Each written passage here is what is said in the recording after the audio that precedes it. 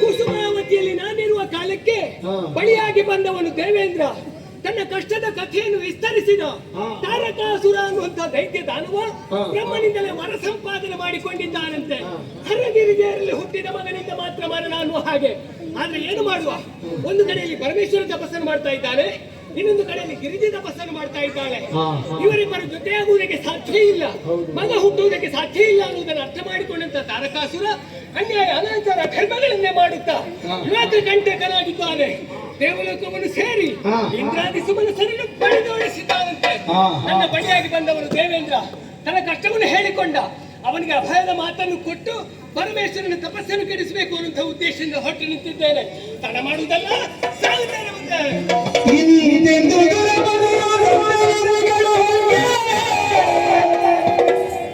ಕಂಕುಗದಿ ನುಡಿವ ಅತ್ಯಂತ ದುಗುಡದಲ್ಲಿ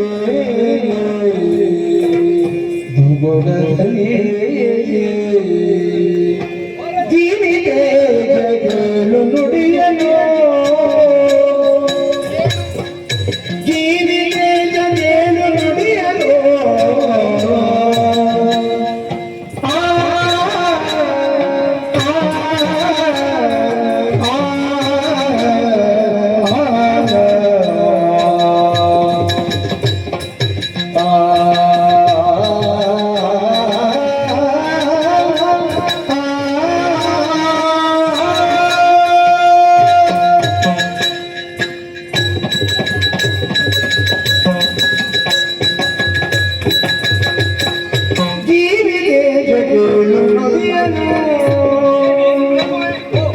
ನಿನ್ನಡಿಗೆ ನಮಿದೆ ಭಾವುಕತೆಯಲ್ಲದಿರನು, ನಿನ್ನಡಿಗೆ ನಮಿದೆ ಭಾವುಕತೆಯಲ್ಲದಿರನು. ದೇವರಾಜ ತನ್ನ ಮಾರ್ಗ ದಾಟುವಂತೆ ಅರಗೆ ಅರಗೆ,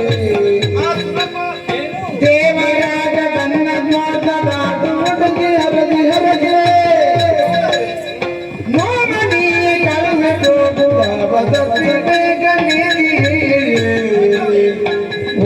ನೀವೇ ಕಳುವೆ ಜೀವಿತೇ ಹೇಳು ನುಡಿಯನು.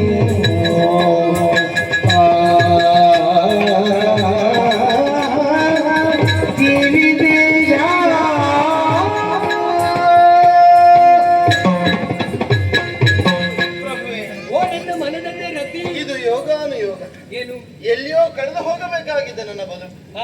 ಯಾವ ಕಾರಣಕ್ಕೂ ಮನ್ಮಥನಿಗೆ ನನ್ನ ಮಗಳನ್ನು ಧಾರೆ ಎರೆದು ಕೊಡಲಾರೆ. ಈ ಭಾವವೇ ನನ್ನ ತಂದೆಯ ಮನಸ್ಸಿನಲ್ಲಿ ಬೇರೂರಿದೆ. ಬೇಡವೇ ಬೇಡ ಅನ್ನುವ ಹಾಗೆ ದೃಢ ನಿರ್ಧಾರವನ್ನು ಮಾಡಿದವರು. ಆದರೂ ದೈವ ಸಂಕಲ್ಪ ನೋಡಿ ನಮ್ಮನ್ನಿಬ್ಬರನ್ನು ಜೊತೆಯಾಗಿಸಿತು. ಅರಸೇ ನಿಮ್ಮ ಅರಸಿಯನ್ನಾಗಿಸಿತು. ನನ್ನ ಬದುಕಿನ ಧನ್ಯತೆ ಅಂತ ಭಾವಿಸಿದ್ದೆ. ಸರಿ, ರತಿಯ ಜೀವಿತಾವಧಿಯ ನಾಥನಾಗಿ ಈಶನಾಗಿ ನನ್ನ ಬಾಳ ಭವಿತವ್ಯವನ್ನು ರೂಪುಗೊಳಿಸಬೇಕಾದ ಹೊಣೆಗಾರಿಕೆ ನಿಮಗೊಂಡು ಆ ಬಾಧ್ಯತೆಯನ್ನು ಈವರೆಗೆ ದಕ್ಷತೆಯಿಂದಲೇ ನಿರ್ವಹಿಸಿಕೊಂಡು ಬಂದಿದ್ದೀನಿ. ಆದ್ದರಿಂದಲೇ ನಿನ್ನ ಜೀವಿತೇಶ ನಾನು. ಆ ಜೀವಿತೇಶನ ಪದ ಕಮಲಗಳಿಗೆ ತಲೆಯನ್ನು ಚಾಚಿದ್ದೆ. ಸರಿ, ಬೆನ್ನು ತಗ್ಗಿಸಿ ಕರದ್ವಯಗಳನ್ನು ಜೋಡಿಸಿ ಪ್ರಭುವೇ ನಿಮ್ಮಲ್ಲಿ ಮಾತನಾಡುವುದಕ್ಕೆ, ನಿಮ್ಮ ತೀರ್ಮಾನವನ್ನು ಮತ್ತೊಮ್ಮೆ ವಿಮರ್ಶೆ ಮಾಡಿಕೊಳ್ಳುವುದಕ್ಕೆ ಅವಕಾಶ ಉಂಟೆ? ಧಾರಾಳವಾಗಿ. ಸುರಪಾದಿ ಮುಖ್ಯರು ಬಂದು ನಿಮ್ಮನ್ನು ಸಂದೇಶಿಸಿದರು. ಹೌದು, ಅವರಿಗೆ ಒದಗಿ ಬಂದ ದುಗುಡ ಪರಂಪರೆಗಳೆಲ್ಲ ಏನಿವೆಯೋ, ಯಾವ ಕಷ್ಟಕ್ಕೆ ತುತ್ತಾಗಿದ್ದಾರೋ ಅವೆಲ್ಲವನ್ನು ಬಿಡಿ ಬಿಡಿಯಾಗಿ ವಿವರಿಸಿದವರಿದ್ದಾರೆ. ಹೌದು, ಅಸುರರು ದೇವತೆಗಳನ್ನು ಎಸೆಗಡಿಸುವುದು ಅಥವಾ ಸ್ವರ್ಗಲೋಕದ ಸಕಲ ಸಂಪತ್ತುಗಳನ್ನು ಬಯಸಿ ಬರುವುದು ಇದು ಹೊಸದೇನೂ ಅಲ್ಲವಲ್ಲ. ಘಟನೆಗಳಿಗೆ ಸಾಕ್ಷಿ ಇದೆ. ಪ್ರಪಂಚದಲ್ಲಿ ಯಾರೇ ಆಗಲಿ ತಾನು ಬೆಳೆಯುವುದಕ್ಕೆ ಮನಸ್ಸು ಮಾಡಿದ ಕಾಲಕ್ಕೆ ಇನ್ನೊಬ್ಬರ ಬೆಳವಣಿಗೆಯನ್ನ ಚಿವಿಟಿ ತಾನೇ ವಿಜೃಂಭಿಸುವುದಕ್ಕೆ ಮುಂದಾಗ್ತದೆ ಅಂತ ಆದ್ರೆ ಅದು ಶ್ರೇಯಸ್ಸಿಗೆ ಕಾರಣವಾಗುವುದಿಲ್ಲ. ಖಂಡಿತ. ಬದುಕಿನಲ್ಲಿ ಉನ್ನತಿ ಪತನ ಎರಡು ಇದ್ದದ್ದೇ. ಈ ಎರಡು ಮುಖಗಳನ್ನು ಸರಿ ಸಮಾನವಾಗಿ ಸ್ವೀಕರಿಸುವ ಎದೆಗಾರಿಕೆ ನಮ್ಮಲ್ಲಿ ಇರಬೇಕಷ್ಟೇ. ಈವರೆಗೆ ಭೋಗ ಪ್ರಧಾನವಾದ ಸ್ವರ್ಗ ಭೂಮಿಯಲ್ಲಿ ಅಮರಲೋಕದ ಅಮರ ಸಿಂಹಾಸನವನ್ನು ಏರಿ ಸ್ವರ್ಗ ಮಧ್ಯ ಪಾತಾಳ ಮೂರು ಲೋಕಗಳ ಸ್ವಾಸ್ಥ್ಯವನ್ನು ಕಾಯ್ದಿರಿಸಿಕೊಂಡ ಸುರಪನಿಗೆ ಪತನ ಸ್ಥಿತಿ. ಹೌದು, ಬಂದದ್ದು ಯಾರಿಂದ? ತಾರಕಾಸುರನೆನ್ನುವಂತಹ ದುಷ್ಟನಿಂದ. ನಕ್ಕನ ತಾರಕ ಗಹಗಾಸಿ ಸಾವೇ ಇಲ್ಲ ಅನ್ನುವ ಹಾಗೆ ನಗು ಬೀರಿದ್ದಾನೆ. ನಗಬಹುದು ಪ್ರಭುವೆ. ಆ. ಆದ್ರೆ ಜಾತಸ್ಯ ಮರಣಂ ಧ್ರುವಂ. ಹುಟ್ಟಿದ ವ್ಯಕ್ತಿ ಇಂದು ಅಥವಾ ನಾಳೆ ಸಾಯಲೇಬೇಕು. ಕಾರಣ ಬೇರೆ ಬೇರೆ ಇರಬಹುದು, ಅಲ್ವಾ ಹೇಳು? ಬೇರೆ ಬೇರೆ ದಾರಿ ಇರಬಹುದು, ಬೇರೆ ಬೇರೆ ಅವಕಾಶಗಳು ಸಿದ್ಧವಾಗಬಹುದು.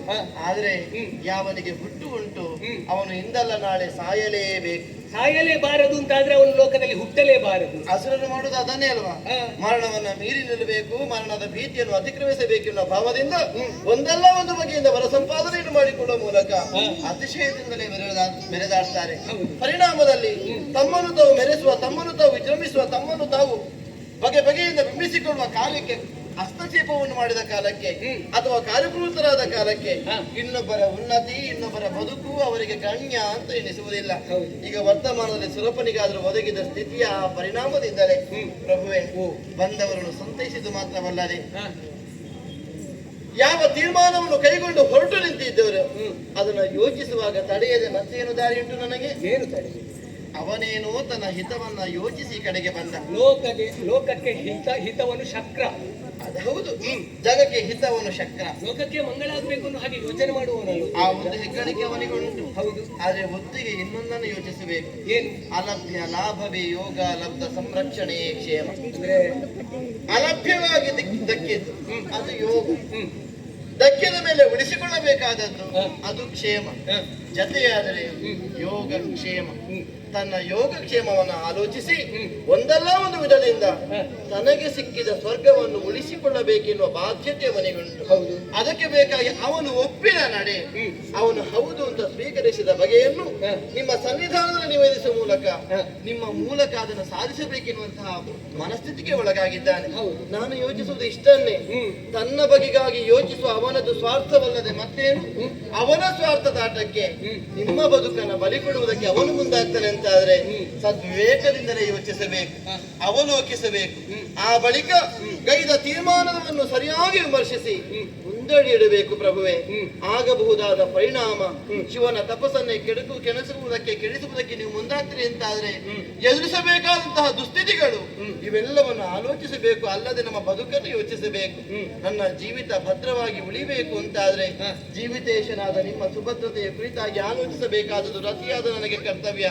ಆದ್ದರಿಂದಲೇ ಬೇಡ ಸ್ವಾಮಿ ಬಗ್ಗೆ ತೀರ್ಮಾನ ಬೇಡ.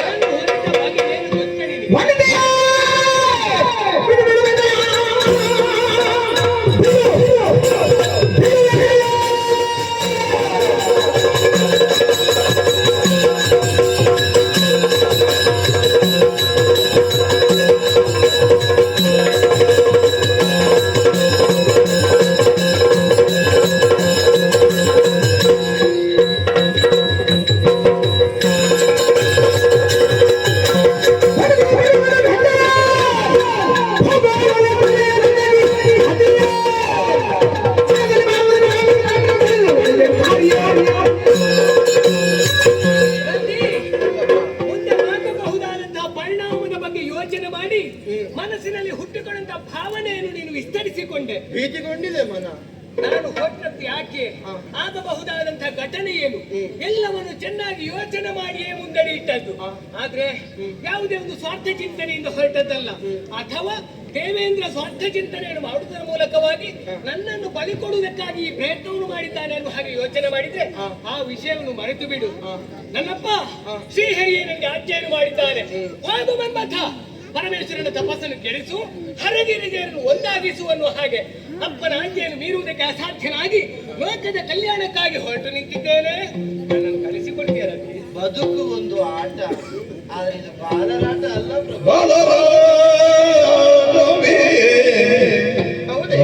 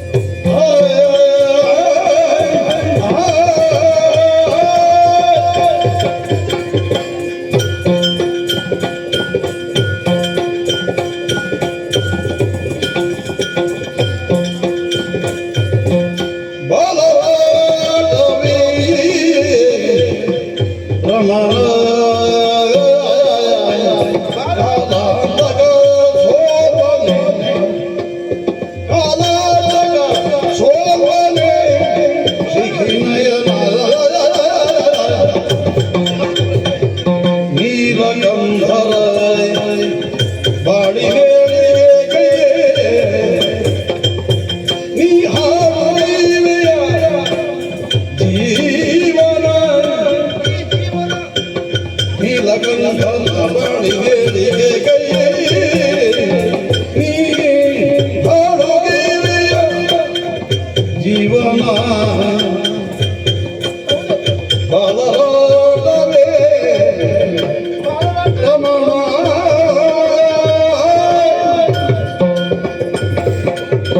ತೀರಾ ಮಕ್ಕಳಾಟಿಕೆ ಆಗ್ಲಿಲ್ವೇ ಪ್ರಭು?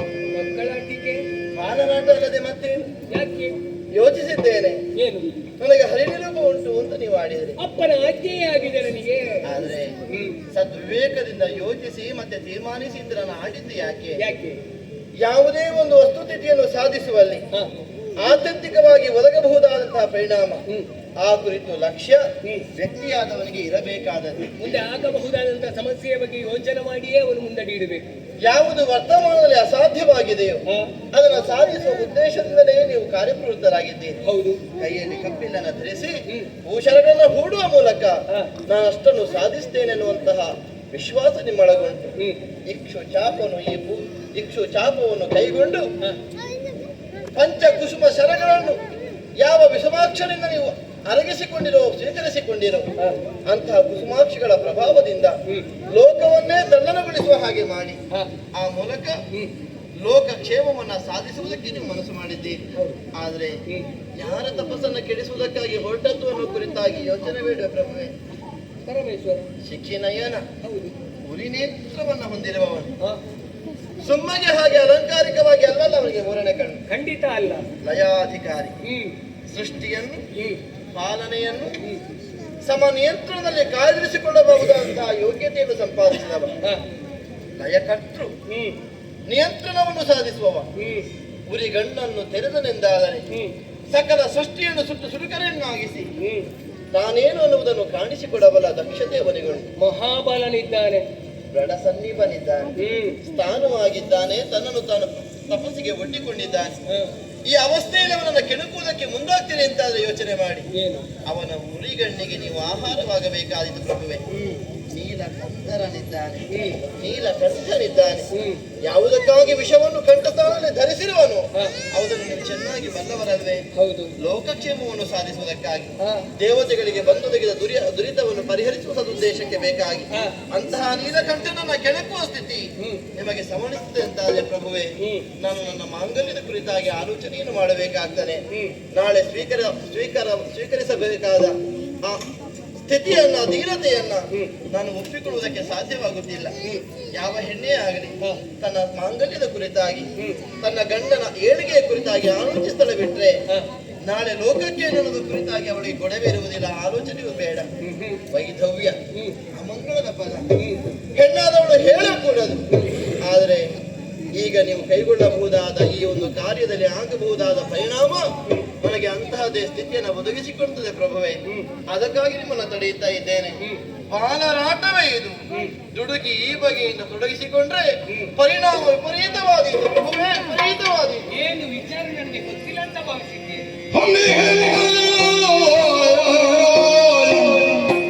ವಿಧಿಶಾಪ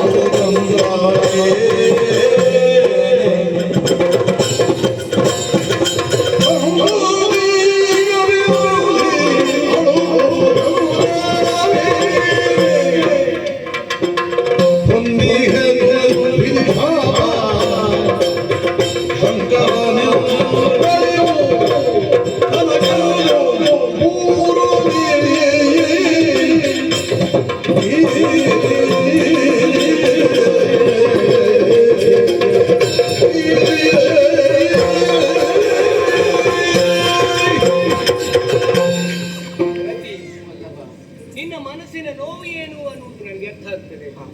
ಪರಮೇಶ್ವರನ ತಪಸ್ಸನ್ನು ಕೆಡಿಸುವುದಕ್ಕೆ ಹೋದಂತಹ ನಾನು ಜೀವಂತವಾಗಿ ಬರುವುದಿಲ್ಲ ಅನ್ನುವುದನ್ನು ಚೆನ್ನಾಗಿ ಅರ್ಥ ಮಾಡಿಕೊಂಡವಳು ನೀನು. ಕಾಲಾಂತಕರನ್ನು ಕೆಣಕಿ ಉಳಿದವರುಂಟೆ, ಅದು ವಿಶ್ವಾಸ. ಹಾಗೆ ಹೋದಂತಹ ಸ್ಥಿತಿಯ ಬಗ್ಗೆ ಚೆನ್ನಾಗಿ ಯೋಚನೆ ಮಾಡಿದವಳು ನೀನು. ನನಗೇನು ವಿಚಾರ ತಿಳಿಯದೇ ಉಂಟು ಅಂತ ಭಾವಿಸಿದ್ದೀಯ. ಪರಮೇಶ್ವರನ ತಪಸ್ಸನ್ನು ಕೆಡಿಸುವುದಕ್ಕೆ ಹೋದಂತಹ ನಾನು ಮತ್ತೊಮ್ಮೆ ಜೀವಂತವಾಗಿ ಬರ್ತೇನೆ ಅನ್ನುವಂತಹ ವಿಶ್ವಾಸ ನನಗೂ ಇಲ್ಲ. ಯಾಕಿಲ್ಲ ಗೊತ್ತಾ? ಈ ಹುಚ್ಚು ತೀರ್ಮಾನ ಕಾರಣ ಬಲವಾದದ್ದೇ ಉಂಟು. ಏನದು? ಅಲ್ಲಿಗೆ ನಾನು ಹೋದೆ ಅಂತ ಆದ್ರೆ ಅಲ್ಲಿ ಆಗುವ ಪರಿಣಾಮ ಏನು ಅನ್ನುವುದನ್ನು ನನ್ನ ಪೂರ್ವದಲ್ಲೇ ನಾನು ಅರ್ಥ ಮಾಡಿಕೊಂಡಿದ್ದೇನೆ. ಏನದು? ಈ ಹಿಂದೆಗಡೆ ನಡೆದಂತಹ ಘಟನೆ, ನೋವಿನಲ್ಲಿದ್ದಂತಹ ಬ್ರಹ್ಮದೇವನ ಬಳಿಗೆ ಹೋಗಿ ಅವನನ್ನು ಅಪಹಾಸ್ಯ ಮಾಡಿದ ಪರಿಣಾಮದಿಂದಲಾಗಿ ಶಾಪವನ್ನು ಪಡೆದುಕೊಂಡವನು ನಾನು. ಮುಂದಕ್ಕೆ ಭವಿಷ್ಯತ್ತಿನಲ್ಲಿ ಪರಮೇಶ್ವರನ ಉರಿಗಣ್ಣಿಗೆ ಆಹುತಿಯಾಗಿ ಹೋಗುವ ಅನ್ನುವ ಹಾಗೆ ಘೋರವಾದಂತಹ ಶಾಪವನ್ನು ಕೊಟ್ಟಿದ್ದಾನೆ ಶಿವನೇ.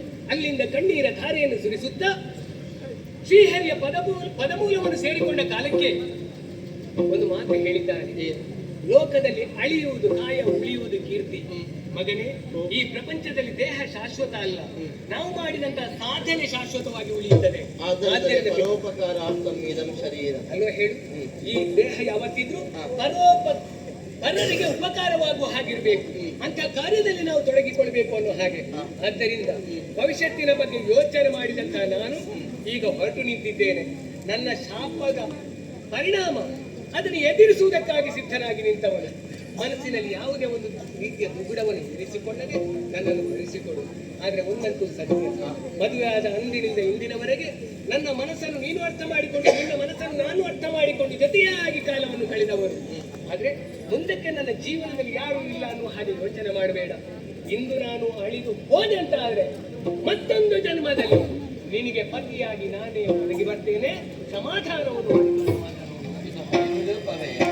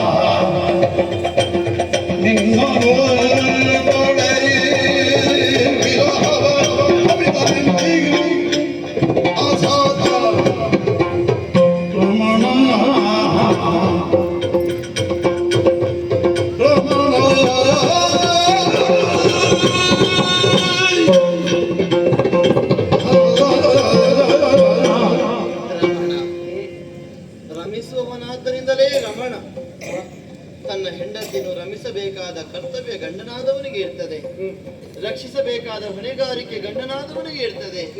ಆದರೆ ಅಂತಹ ಪತಿಸ್ಥಾನವನ್ನು ಅಲಂಕರಿಸಿದವ ಲೋಕಕ್ಷೇಮವನ್ನು ಸಾಧಿಸುವ ಉದ್ದೇಶದಿಂದ, ಲೋಕ ರಕ್ಷಣೆಯನ್ನು ಸಾಧಿಸುವ ಉದ್ದೇಶದಿಂದ ಹೊರಟು ನಿಲ್ಲುವ ಕಾಲಕ್ಕೆ ಹೆಣ್ಣಾದವಳು ಮಾಂಗಲ್ಯವನ್ನಾದರೂ ಕಳಚಿ ತ್ಯಾಗ ಮಾಡಬೇಕಾದ ಸ್ಥಿತಿ ಬರ್ತದೆ ಅಂತಾದರೆ ಆ ಹೆಣ್ಣಿನ ಮನಸ್ಥಿತಿ ಹೇಗಿರಬಹುದು ಪ್ರಭುವೆ?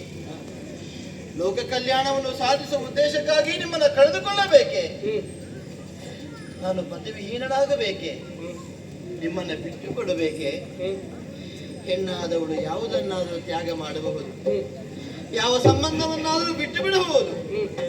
ಆದರೆ ಹೆಣ್ಣೊಬ್ಬಳ ಜೀವನದಲ್ಲಿ ಗಂಡನಿಗಿಂತ ಹೆಚ್ಚಿನ ಸಂಪತ್ತು, ಸೌಭಾಗ್ಯ ಮತ್ತೊಂದಿಲ್ಲ ಪ್ರಭುವೆ.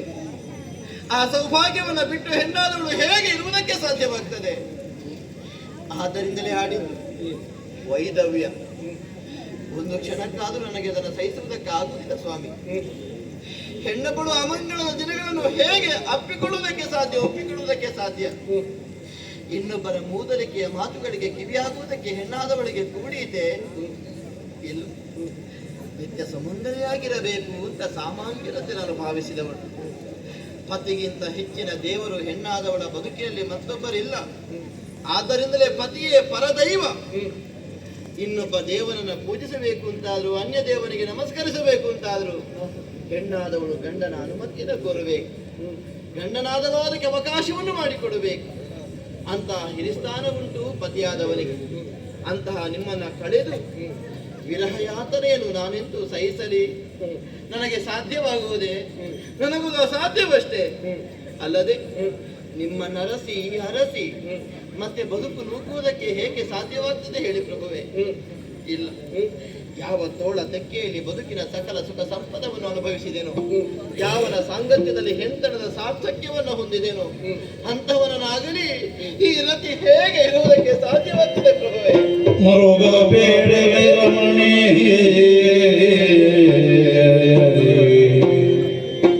ಮರುಗಬೇಡ ರಮಣಿ, ಕಾಯ ತೊರೆದ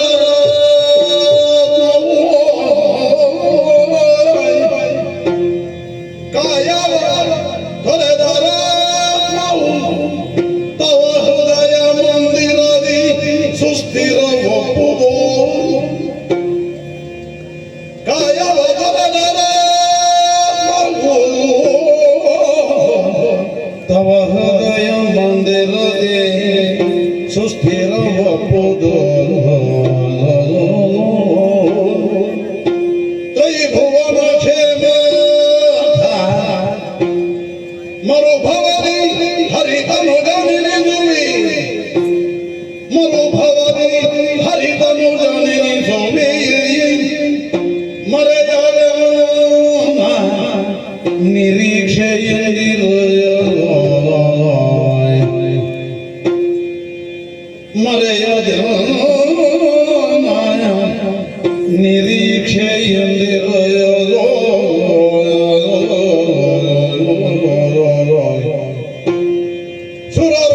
ಸುರರೊಳಗಿಯಾಗ ನಿನ್ನಯ ಬೆದರ ಮೆರೆಯುವುದೇ.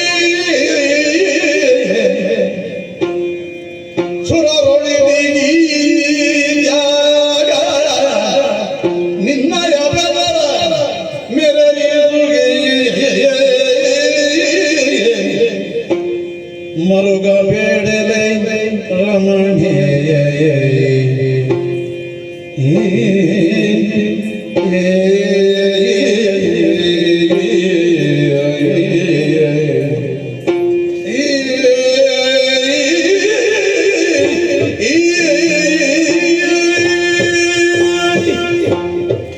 ರಮಣಿ ವಲ್ಲಭ, ಮರುಗಬೇಡ.